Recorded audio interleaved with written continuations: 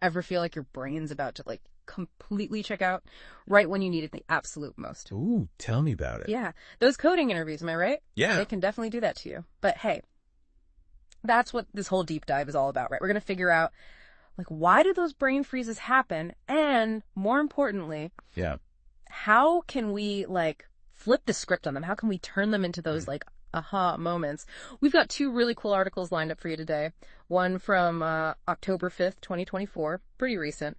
And then another one that goes all the way back to June 2020. And you know what? Both of them are absolutely jam-packed with advice, like seriously good advice, on how to absolutely crush those tech interviews. You know, it's really interesting. It's way more common than people think. I've talked to a ton of people, seriously talented coders. But when it comes to that interview setting, they just get completely thrown. It's like almost like stage fright, but for programmers, right? Exactly. And speaking of, you know, the psychology behind all of this, the October 2024 article, it really digs deep into what causes those interview meltdowns. And they highlighted these 5 major culprits, right? And it makes total sense. You've got that classic performance anxiety, you know, the whole deer in the headlights thing. When you see a problem and you're just like, I've never seen this before in my life. And then on top of that, you fall into the perfectionism trap. Ugh, that perfectionism one, that one's huge. And honestly, it often goes hand in hand with the next factor, imposter syndrome. It's that feeling of, they think I'm good, but I'm not as good as they think I am, and they're going to find out. Oh, I know that feeling all too well. Right. It's like the tech world's dirty little secret. Yeah. Even those like super experienced developers, they feel it too. And to make matters worse, right, you've got that pressure cooker of time just ticking away. No wonder people freeze up.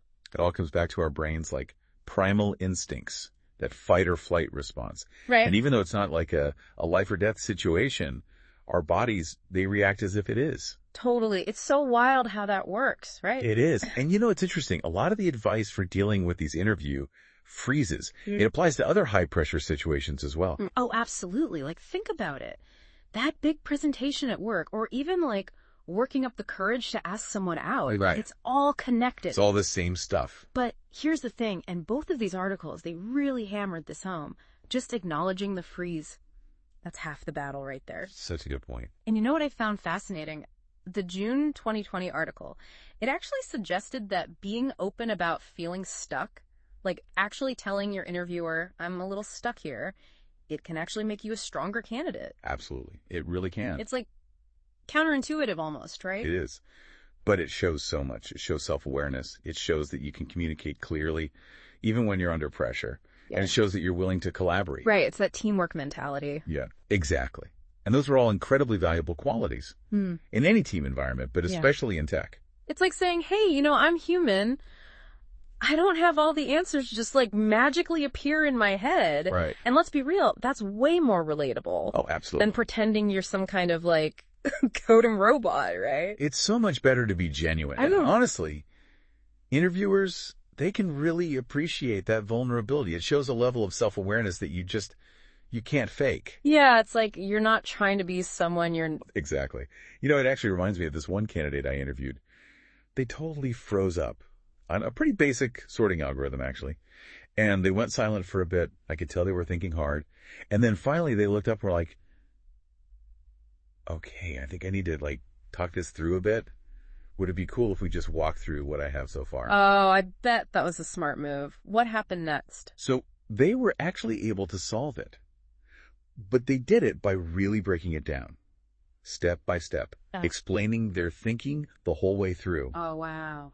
And by being upfront about needing that moment, you know, they actually showcase their problem-solving process. That's amazing. Which honestly was super impressive. So it's like those aha moments, they're often hiding right there, just on the other side of admitting you're stuck. No. And both articles actually give a bunch of tactical tips. For those in-the-moment freezes, the October 2024 one really breaks it down. Like, they even suggest just taking deep breaths. Oh, classic. Right. Always a good one. Talking through your thought process, even if it's jumbled. Sometimes just hearing yourself say it out loud helps. Totally. And then there's that thing we were talking about, breaking the problem down into smaller, more manageable chunks. Oh, important. Instead of trying to tackle the whole thing at once. Yeah, don't get overwhelmed. And, you know, another thing they emphasized, don't underestimate the power of clarifying questions. Like, it is totally okay to ask the interviewer for clarification or to double check you're on the right track. It shows you're engaged.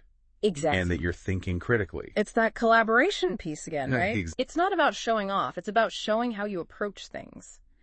Now, speaking of approaching problems, the October article also suggested using tools like pseudocode or even like drawing things out. You know, if you have a whiteboard or something. Oh, I love that. Have you found those to be helpful for candidates? Absolutely. Sometimes getting those ideas out of your head. Yeah.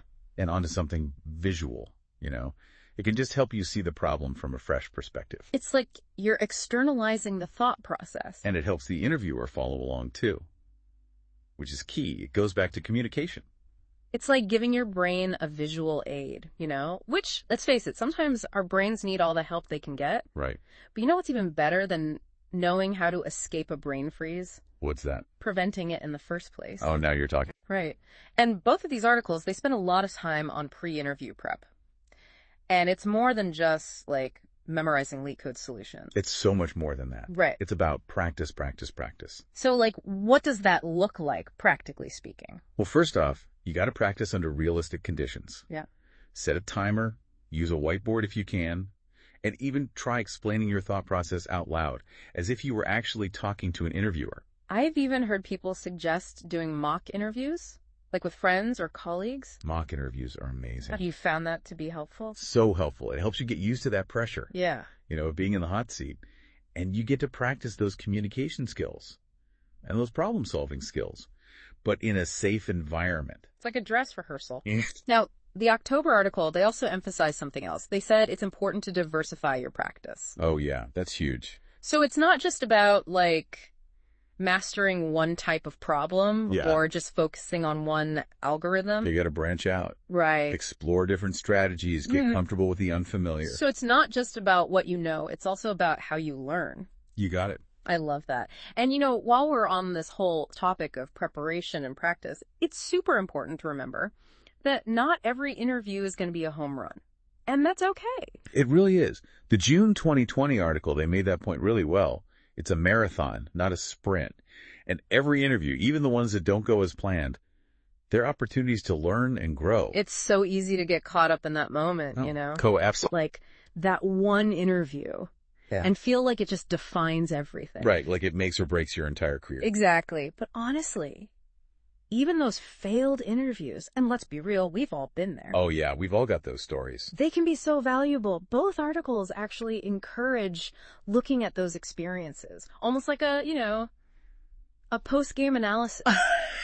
But for your coding skills. I love that. A post-game analysis. That's a great way to think about it. Right. Instead of just brushing it off, like really dig in and see what happened. Exactly. What went well, what could have gone better. So it's like taking those brain freezes and turning them into fuel to power your future success. Love it.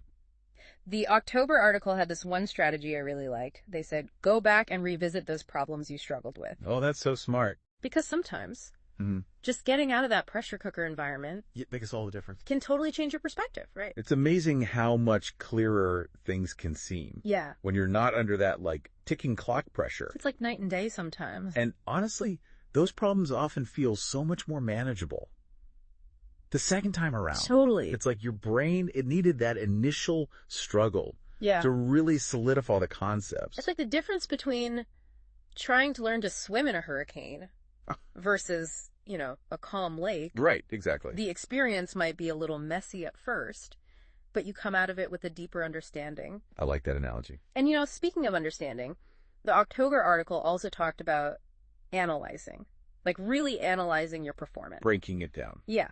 What are some things that people should be paying attention to? Well, it's about figuring out the why behind the struggle. Was it the algorithm itself that tripped you up? Oh, okay. Or was it like your overall problem-solving approach? So it's about identifying those specific areas where you can, you know, level up your skills. Exactly. Maybe your code was technically good, Yeah. but you struggle to explain your thought process. Yeah. That's huge. It's all connected. It's like you said earlier, that communication piece is so important. It's everything. And, you know, while we're on the topic of feedback, both articles actually suggest reaching out to the interviewer.